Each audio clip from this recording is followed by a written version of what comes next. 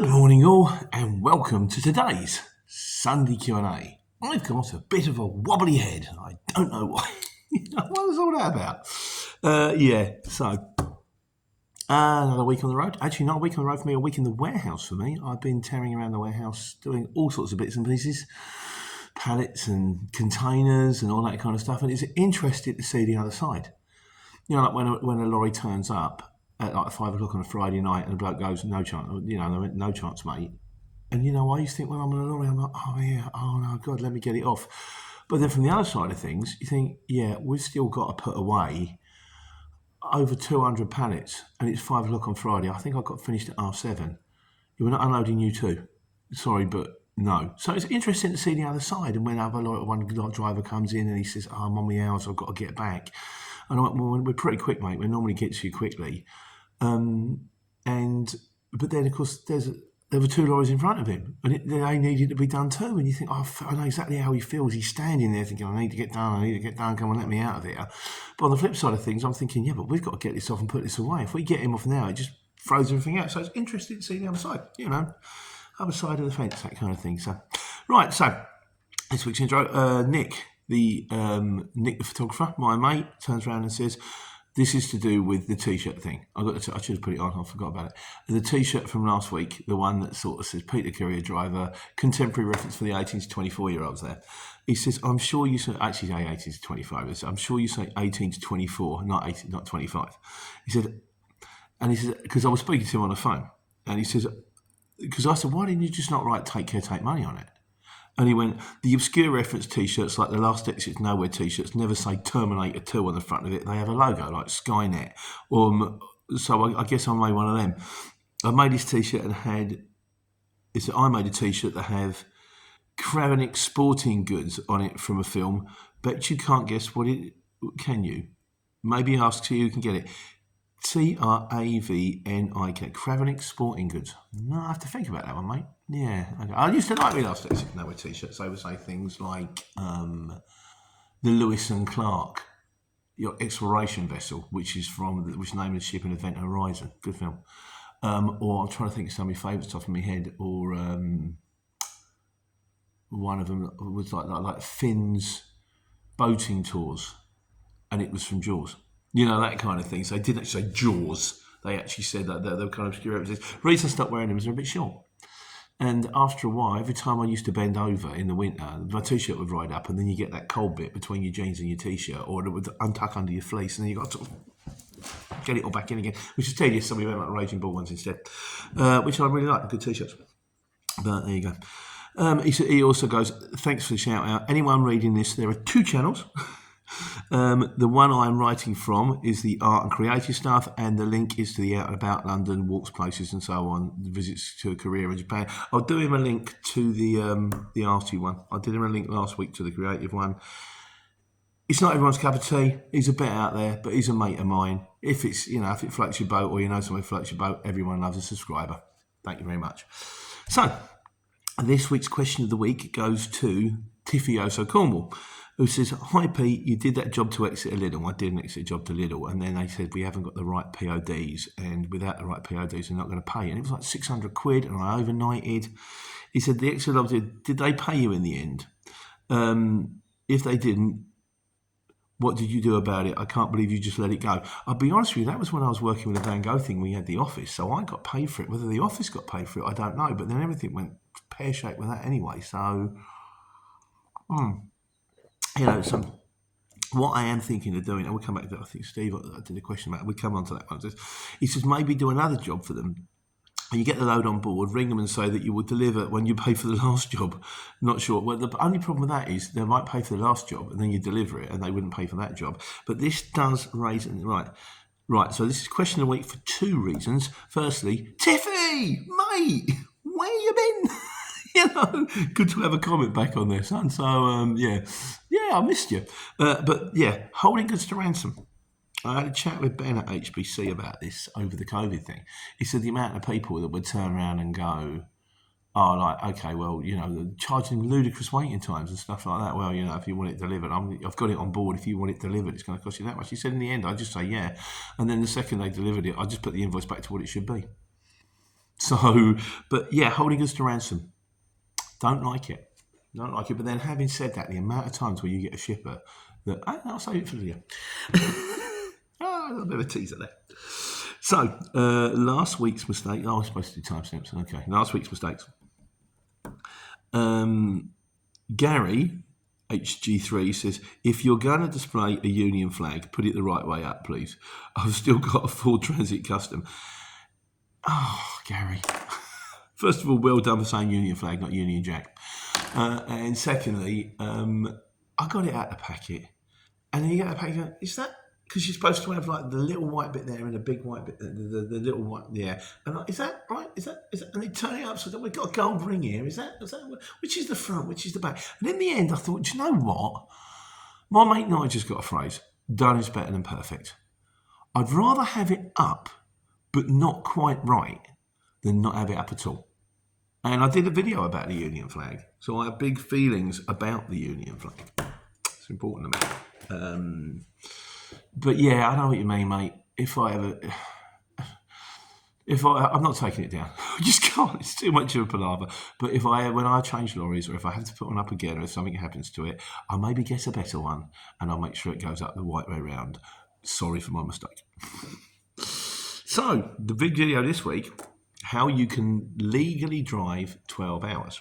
Now this is kind of a bit of a grey thing. This is all to do with exceptional circumstances. So anyway, so there are cases when, under exceptional circumstances, which may happen once or twice a year, you ain't going to get away with this because it's Friday afternoon. More exceptional circumstances, there was an avalanche. You've had an avalanche every Friday afternoon, including June, in Milton Keynes. Yeah, they ain't going to wear it. It depends. You have to justify yourself. But you guys have had a lot to say about it, so on we go. So, except 12 hours. 709. EGCC, George name, says, can you ask your friend what the title of the book is referring to? Now, my friend is Nick the Urban Trucker, who is more than a friend to me now. Nick, just to let you know, my friend, the man from Del Monte, he said yes. Well, a woman from Del Monte, to be more precise. Sorry I couldn't bring you earlier, but I have just been flat out in the way. It's literally, I start at 6 in the morning, I finish at 7:30 at night. I get out of bed at 4:45. I get home at 8:30. I have something to eat and a shower and go to bed. But that, nothing's forever. So Nick the Urban Tracker says, this is from the RHA Operator's Handbook. If you're looking for information, I highly recommend Lowe's Transport Managers and Operators Handbook. And then he said to me, another one of last week's mistakes, he says, Pete, I'd like to pick you up on a couple of things. You don't have to stop at the first possible place. The official wording is reaching a suitable stoppable place. There is a big difference between the two. For instance, if you're carrying high value, hazardous or a pharmaceutical load, etc., then the first possible place may not be secure for yourself, your vehicle or your load, so you can carry on within reason to a suitable stopping place. So what he's saying, if you've got a pile of drugs on board, or fags, don't just stop at the next services, because when you wake up in the morning, your truck will be empty. Stop at the first secure truck stop you can get to, but it has to be the first secure truck stop you can physically get to.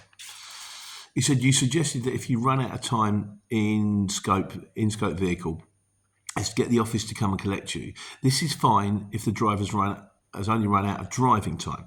But if the driver's run out of work time, the driver cannot be collected in a company vehicle when that location is neither the driver's home nor the operation centre where the driver is based. Any time spent in a company vehicle in this situation would be spent as other work. The driver would have to be collected in a private vehicle or a taxi. Again, it's a bit of a grey one, mate, isn't it? If they turn around and say, Barry, go and fetch him and bring him back to the yard, and those are stopping the way back saying, no, this is still work, it's been like, yes, but under extreme circumstances, he's stuck, we've had to go and get him. I don't know. I think, again, anyway, I'll give you my opinion on that at the end, but I know, so he's saying what you want to do. If you want to do it proper, can't send a vehicle from work. Get him picked up in a taxi, send him home. Lastly, you say that the driver cannot drive home. Yes, they can if they're using the exceptional... Yes, you can if they're using the exceptional circumstances, concessions going into a weekly rest, as long as they don't go over the 1 hour driving time in a reduced weekly rest period or 2 hours driving time in a regular weekly rest period. I shall Like the official wording for you again below. And here it is. Providing that the road safety is not jeopardised in exceptional circumstances, it is permitted to depart from EU and daily weekly driving limits, and the requirement to start a weekly rest period no later than 6 times 24-hour periods from the end of the previous weekly rest in order to reach the employer's operational centre or the driver's home. At which point did any of us switch off there? I was reading it and I switched off. Drive, of all the CPCs you have to do, how health and safety. Yeah, it's fairly interesting. How to lift the box, how not to use the vehicle as a weapon or something. Most of them. But driving hours, I recommend that people should do driving hours CPC every 2 weeks. It's not that complicated, but my God, keep it simple. That's what I always say. Anyway, I'll come to that in. My opinion, I'll come to it in. It's my opinion. I'm entitled to it. Kravenik sporting goods. Kravenik. No. Anybody?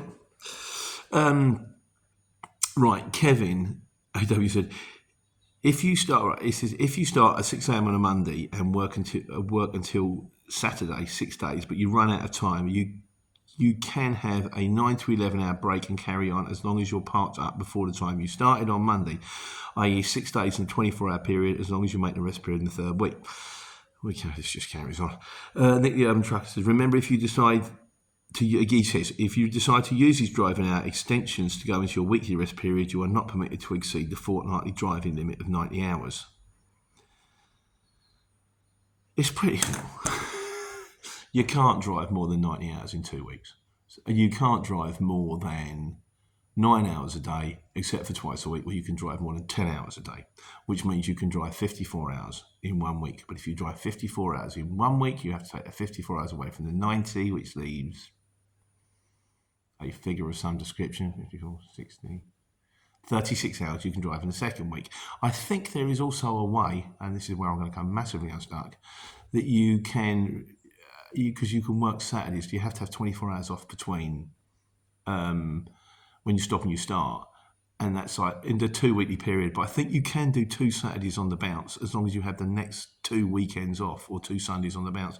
But it's just the way I do it. It's just don't drive more than 9 hours a day, except for sometimes more than 9 hours a day, twice a week, and then have a weekend off, and then have 48 hours off. Keep it simple. If you keep it simple, it's easy. You don't infringe, you don't come unstuck. Look for somewhere to park when you're on 4 hours. Because don't wait till you're 4 hours 20. You might not be 5 hours. 4 hours, try to be parked by 4:15.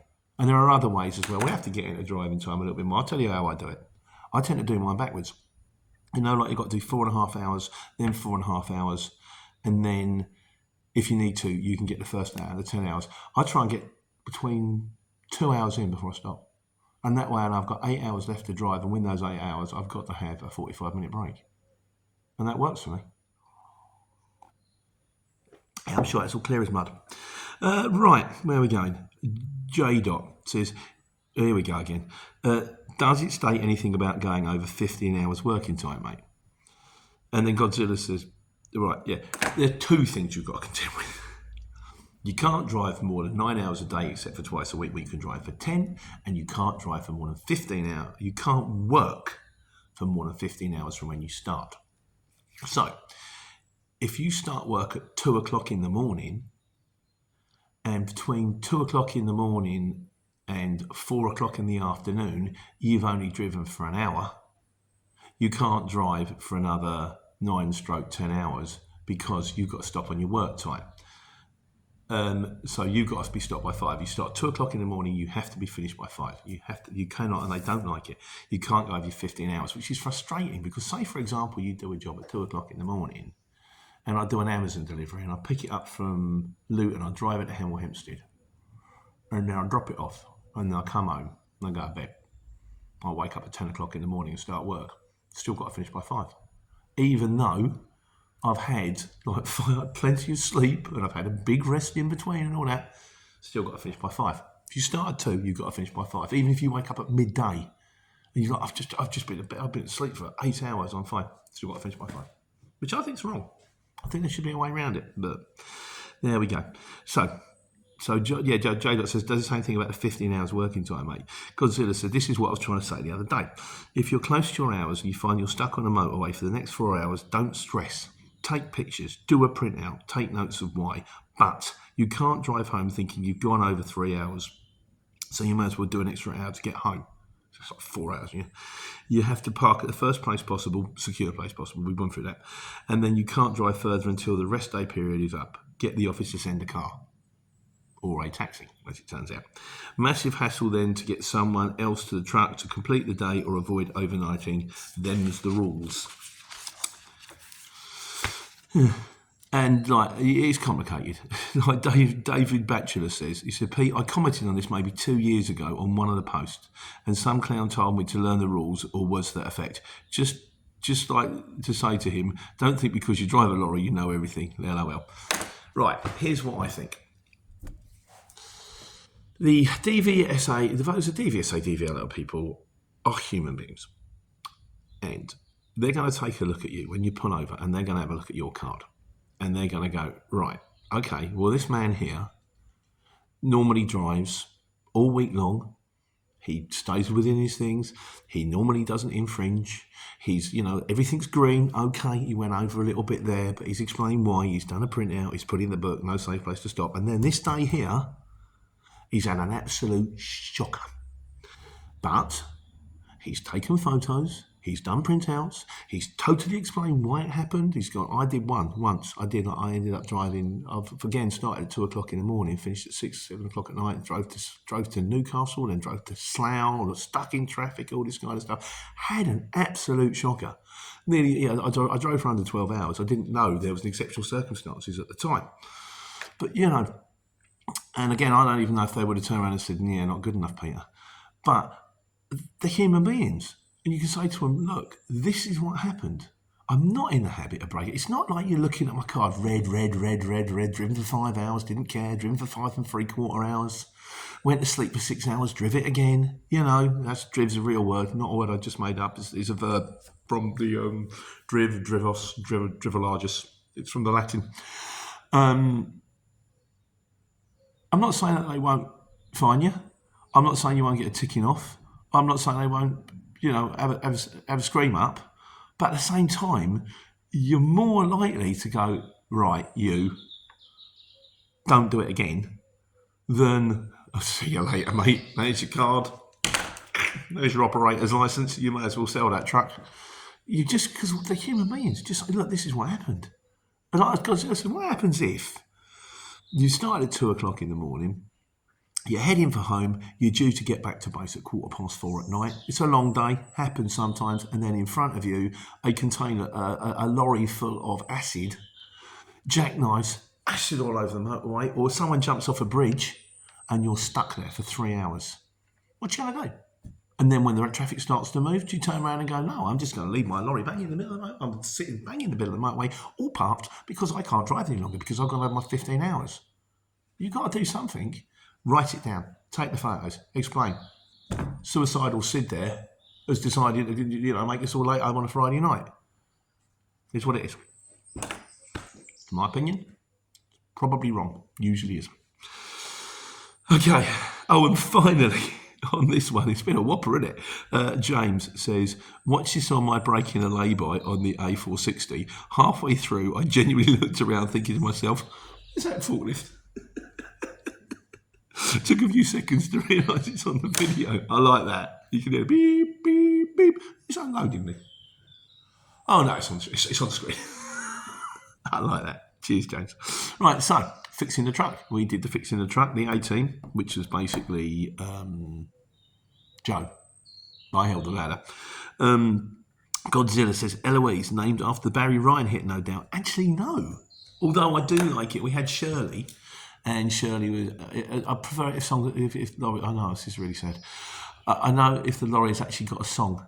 Like Shirley had Greetings to the New Brunette by Betty Bragg, because it goes, Shirley, it's so exciting to be sweet, that kind of thing. And yes, so she did have a song. So I think if any other one's had a song. Oh, Alice, the Chubby Brown hit. Obviously, where was it Chubby Brown originally? It was Smokey, I think. Oh, better pull that one. That's good. 80s pop music would be my mastermind specialist subject. I'm very good at obscure 80s pop music. I'm not as good as I used to be because I'm getting old and I'm forgetting things. Start to smell of wee and biscuits. But, that would be if I had to go mastermind, that is what I'd choose. I didn't drink any of that, I just held it up. It's like a prop. Excuse me, I have a bit of coffee. Very nice. A bit lukewarm, very nice. It's named after the fact that the number plate is EU16LLE, so it's Ellie. And also, my mate Mole had a kid at school, a friend of hers called Eloise, who was feisty. And she went on to be a psychiatric nurse. And I like Eloise, she's a nice girl. So, it's a good name, works for me. And Vlad says, how much is your weekly or monthly or weekly maintenance cost plus expenses? Vlad, I work for the van now. I work for the company, so don't know. Just went for inspection this week. I've got a DAF electric van. I've got one in plug-in hybrid DAF electric vans. I can't get my head around it. It's like driving a bumper car. Because I took the lorry in and they gave me the van. I thought I'd drive it home. We've got a charger at home because the kid's got the BMW from work. Couldn't get the charger out this morning. YouTube, brilliant YouTube. Loads of people telling information. Wonderful, wonderful channel. It's almost as good as Channel 5. Where they show motorway, hell on the highway. I think it's stopped now. Oh, it might be halfway through, I don't know. It turns out you've got to unlock the car because the charger's locked, which makes some sense because otherwise you've got to charge it up and then someone pulls next door to you and goes, no, I need charging, unplugs yours and puts it in this. But yeah, it's weird. What gets me, I got in it, it said range 105 miles. I thought, oh, okay, well, I'll take it home and then I'll charge it up. Get a proper range on it. Got on it. Charged it. No, I charged it at the warehouse. Tell her I got in it at the end of the day. It said range 105 miles. I went, is that what it does? It's like 40 miles home. By the time I get home and back, I've done like a tank. That scares me. Range anxiety. Having said that, the whole idea that if you're only going to do little journeys around, if you're going to do less than 100, well, say less than 80 miles a day, and you just put it into your house and charge it up. If you go to work in an electric car, say you worked in Milton Keynes, I get it. You don't have the aggravation of filling up in a petrol station. You drive to work, you drive home. When you get home, click. When you get up in the morning, unclick, drive to work, drive home. It's kind of convenient. Like having a petrol station in your house. Having said that, how often do you really have to stop and fill up with petrol? Are electrics really the way forward? Yeah, like we ain't covered that one before. But yeah, so I've got a DAF, which is handy because I can go and pick up my mate's sofa in it, which I've got to do this weekend, which I'm doing 10 o'clock today. Oh, Q&A is going to be late. Forgot it was Sunday. I'm recording Sunday morning. Recording this is live. It's not live. I'm recording it. I'm going to do that. I've got to meet him at 10 and I've got to go to Lidl's. This is not important. Nobody cares. No, nobody cares. Well, don't even think about that. Nobody cares. So where was we? How was monthly maintenance? Yes, that's fine. So I'm in the DAF. I'll let you know how it goes. Right, so which brings us neatly onto this week's miscellaneous when I finally stop wittering and talking nonsense. So, the various Steve Campbell, he's at it again. Steve turns around, he says, in regards to paperwork, I won't do a video on that. He says, in regards to paperwork, I always ask, after I'm loaded, is there any paperwork if I haven't already been given it? So do I. But then what happens when you say, no, it's fine, mate, and then you deliver it and you get a blank POD and then you go to submit the invoice and then 60 days later you go, where's my payment? And they go, well, we haven't had the proper paperwork. Well, I'll give you a blank POD. No, that's not good enough. So what I'm thinking about doing on my jobs is doing a job diary. So every time I finish a job, but when I leave, if they don't give me the paperwork, that's a nose because you don't want. I just want the thing I'm good at. The shipper gives me a job, it just gets done. Just gets done. Once they give me a job, they don't even have to think about it. It just gets done. Paperwork is uploaded on the system, digitally scanned. Looks really good. Looks like it's on a scanner. Fantastic. But it doesn't cover me.